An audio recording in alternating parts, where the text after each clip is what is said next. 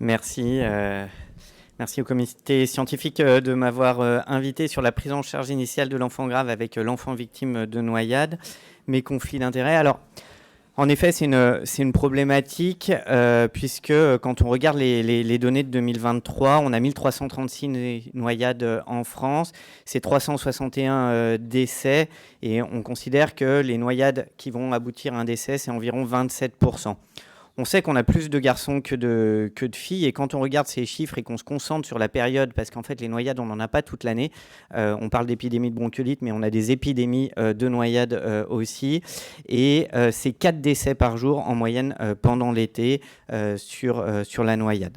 Et si on regarde un petit peu les chiffres, en fait ça bouge pas beaucoup entre 2021 et 2023. Et finalement, les enfants, donc les 0-5 ans, représentent 30% du nombre d'enfants noyés et 45% si on s'intéresse à l'ensemble de la population de 0 à 17 ans. Alors au début je me suis dit pourquoi un Lyonnais pour parler de noyade chez l'enfant. Il y a probablement des gens qui sont bien plus experts parce que quand on regarde l'épidémiologie, les départements où il y a le plus et les régions où il y a le plus finalement de noyades, c'est ceux qui sont au bord de la mer. Nous on apparaît en 4e position, mais quand on regarde un petit peu en détail, ça c'est vrai chez l'adulte, puisque la moitié globalement des noyades chez l'adulte se font en mer. C'est pas du tout le cas en fait en pédiatrie, où on a 30% qui se noient en piscine privée, et puis entre 30 et 40% qui vont se noyer dans les cours d'eau, essentiellement sur des défauts de surveillance, alors qu'ici on est beaucoup plus sur des accidents liés à la pratique en bord de mer. Alors, il y a des définitions qui existent, qui ont surtout un rôle épidémiologique, parce que finalement, dans le quotidien, ces définitions, elles ne servent pas à grand-chose. Donc, on parle d'aquastress, donc quand il n'y a pas d'inhalation, en fait, juste, on est angoissé parce que on a failli se noyer. Il y a petite noyade avec un petit encombrement liquidien bronchopulmonaire. Il y a la grande noyade, où là, on a déjà des signes neurologiques et un état respiratoire. Et puis, le stade 4, qui est l'arrêt cardio-respiratoire finalement sur une anoxie. Or ça, en pratique, voilà, pas d'intérêt sur la clinique. Ce qui est intéressant, c'est d'aller voir un petit peu plus la physiopathologie. Quand notre enfant il va se noyer, la première chose qui va se passer, c'est qu'il va y avoir un réflexe de toux et en fait de l'eau au niveau des cordes vocales. On le connaît lorsque on fait de l'anesthésie pédiatrique et qu'on vient stimuler les cordes vocales chez un enfant qui dort pas suffisamment. Ça entraîne un laryngospasme. Ce laryngospasme, il a pour objectif en fait de protéger de l'inhalation et en fait de bloquer la filière pour éviter qu'il y ait de l'eau qui rentre au niveau de nos poumons. Ça va avoir un temps, puisque après va y apparaître les phénomènes d'hypoxémie, puisqu'il va rester sous l'eau, plus la commande inspiratoire qui va s'activer. Et donc, en fait, on va avoir le déclenchement d'une inspiration élevée du spasme qui va entraîner une inhalation importante de liquide d'eau dès, en fait, cette première inspiration. Et donc, c'est pour ça, tout l'enjeu, vous verrez, l'enjeu des premières minutes, elle est essentielle. Il y a un rôle qui est majeur du volume et dans toutes les études, ce qu'on retrouve, c'est qu'il y a beaucoup plus de rôle sur le volume d'inhalation que sur la caractéristique de l'eau inhalée. Et on sait, alors selon les études, c'est entre 1 et 3 millilitres kilo vont entraîner une altération majeure du surfactant, du coup avec un syndrome restrictif qui va apparaître derrière. Et puis, on va arriver vers un phénomène d'œdème pulmonaire, on va le voir, beaucoup avec l'eau salée et d'hypoxémie qui va s'installer avec toutes les conséquences sur les autres organes. Alors, si on s'intéresse un petit peu aux différentes caractéristiques, déjà, quand on a de l'eau froide, en fait, on peut avoir finalement des troubles. C'est la fameuse hydrocution où, en fait, les gens font un arrêt cardio-respiratoire d'emblée. Ça rentre pas stricto sensu dans le phénomène de noyade, puisque en fait, il n'y a pas d'inhalation. Le premier phénomène qui apparaît, c'est un arrêt cardio-respiratoire sans inhalation d'eau. Et ça, c'est lié, alors, il y a de la physiopathe un petit peu dessous et finalement un conflit entre le système parasympathique et le système sympathique.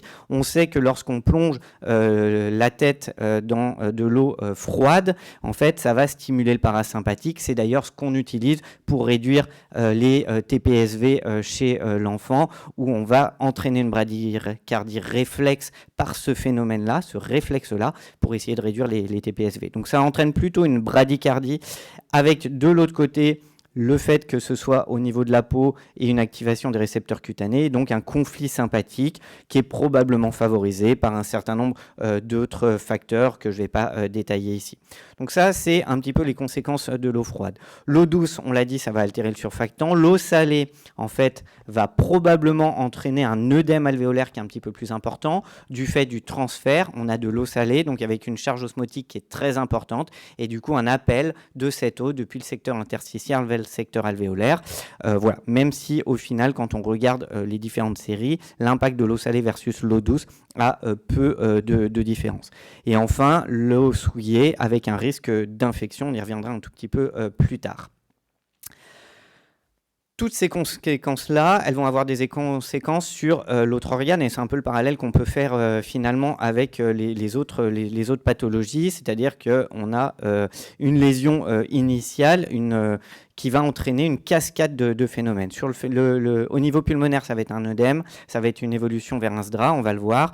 Les effets cardiovasculaires, et ça vous parle certainement, en fait, on a quand on est immergé dans l'eau, une pression hydrostatique externe qui n'est pas la même, et du coup on a une sécrétion du peptide natriurétique par l'augmentation du retour veineux, et donc en fait c'est pour ça qu'on a envie de faire pipi quand on est dans l'eau ou qu'on fait de la plongée, c'est juste par cette synthèse exagérée de peptide natriurétique qui va entraîner une hyperdurèse. Et puis on a aussi les conséquences de l'hypoxémie, c'est-à-dire que notre patient est en hypoxémie, et donc les conséquences cardiaques de cette hypoxémie. Et sur les effets cérébraux, on va avoir aussi cette hypoxémie, et métabolique, on va avoir le phénomène d'acidose et d'hypothermie qui vont entraîner également des modifications. Alors, on va s'intéresser un petit peu à la prise en charge, et je vous rappelle juste, et vous le savez, que dans la réanimation de l'enfant, contrairement à l'adulte, on a encore une place importante pour la ventilation parce que la majorité des arrêts cardio-respiratoires sont d'origine hypoxique chez l'enfant, et c'est encore plus vrai chez l'enfant noyé. Cette phase, elle est essentielle. Quand on regarde un petit peu les spécificités, là, il y a la question de l'immobilisation cervicale. Alors attention, on l'a vu, là, il y a un vrai rôle de la ventilation. L'immobilisation cervicale, elle ne doit pas compliquer la ventilation et l'intubation. Il faut savoir que les traumatismes du rachis qui entraînent une noyade, c'est essentiellement chez le grand enfant. C'est des enfants qui sont capables de plonger. Chez le tout petit enfant qui se noie en piscine, dans la majorité et la grande majorité des cas, et si on n'a pas de contexte de traumato, il ne faut pas se bloquer avec cette minerve cervicale qui va déjà, c'est des petits, il va y avoir un stress, l'intubation va être compliquée, donc il ne faut pas s'embêter avec l'immobilisation cervicale chez ces petits-là. La deuxième problématique, ça va être l'hypothermie profonde, d'autant plus vrai que l'enfant est petit. Et donc, lorsqu'on détaille la réanimation cardiopulmonaire de ces enfants en hypothermie profonde, donc inférieure à 30, on va limiter à 3 défibrillations si on a un rythme choquable. On suspend les drogues parce que ça ne sert à rien de faire l'adrénaline à ce moment-là. On va la passer par 6 minutes, enfin on va l'arrêter et on va le reprendre par 6 minutes dès que la température est supérieure à 30 degrés. Et le rôle, ça va être essentiellement de réchauffer ce patient, et on va en discuter. Donc ça, c'est valable en préhospitalier, et ça va être valable également derrière en hospitalier. Alors, la question qui se pose souvent sur ces enfants-là, c'est en fait la durée de la réanimation initiale. Combien de temps on masse? Est-ce que finalement ça change un petit peu les choses? Alors oui, ça va changer les choses. On dit qu'il faut masser au moins 20 minutes qu'il y ait au moins 20 minutes d'asystolie pour arrêter la réanimation, mais attention à une température d'au moins 32 à 35 degrés.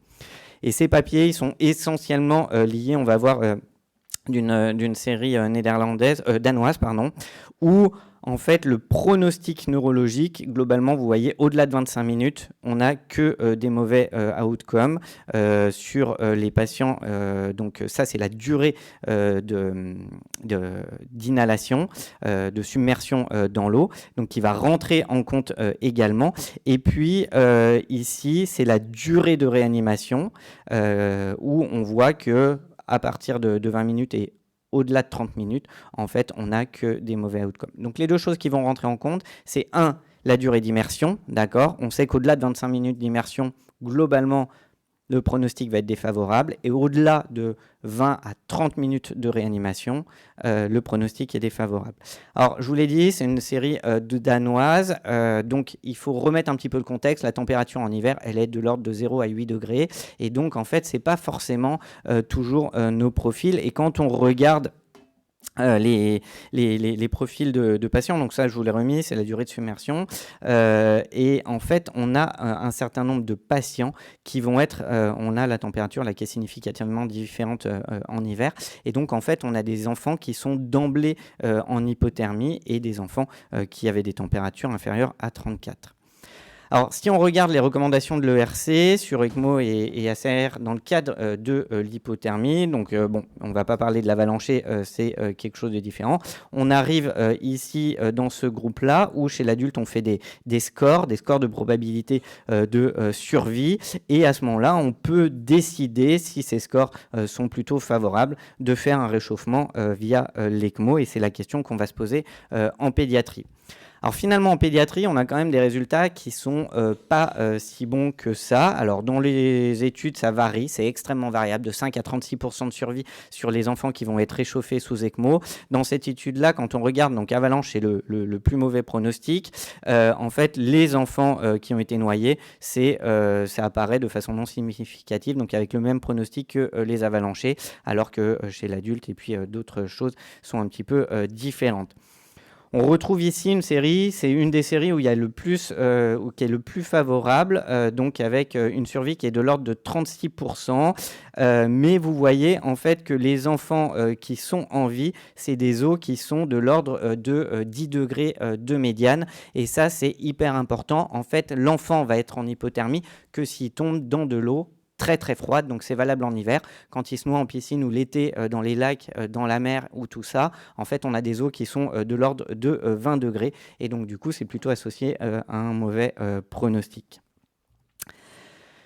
Une des plus grosses séries, donc avec 44%, 44 enfants qui ont été réchauffés par circulation externe, voilà, avec différentes techniques.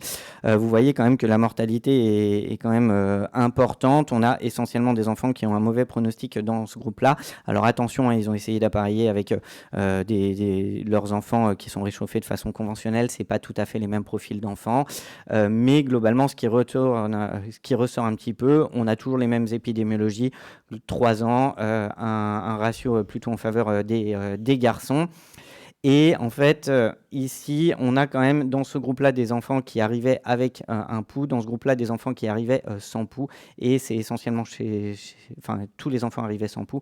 Et donc on a voilà, un pronostic qui est plutôt défavorable, et on retrouve un petit peu les choses qu'on a dans les adultes et qui rentrent dans les scores, qui est le taux de potassium qui est significativement plus élevé dans ce groupe-là, et on sait que le taux de potassium est également un marqueur de la gravité, et que dans certaines prises de décision, il pourrait s'intégrer. Alors c'est pas valable en pédiatrie, mais chez l'adulte, ça peut rentrer en compte dans la décision de mettre en place un réchauffement par ECMO ou pas.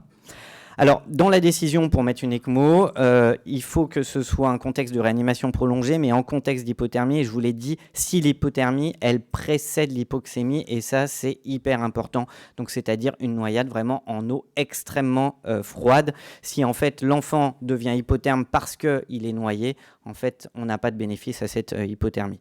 Il faut considérer la température de l'eau et la durée de submersion. On l'a vu, hein, les deux paramètres sont extrêmement importants. Des eaux inférieures à 10 degrés et des durées de submersion inférieur à 20-30 minutes. La température initiale peut avoir un rôle, mais voilà, toujours difficile. Le rôle du potassium, plus le potassium va être élevé, plus on aura un pronostic défavorable.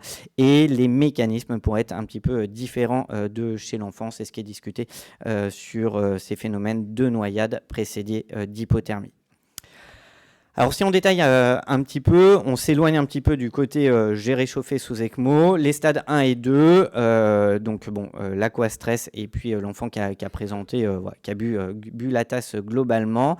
Si le patient est symptomatique, même avec une saturation normale, il faut faire une radiographie pulmonaire et il faut une surveillance de minimum 8 heures.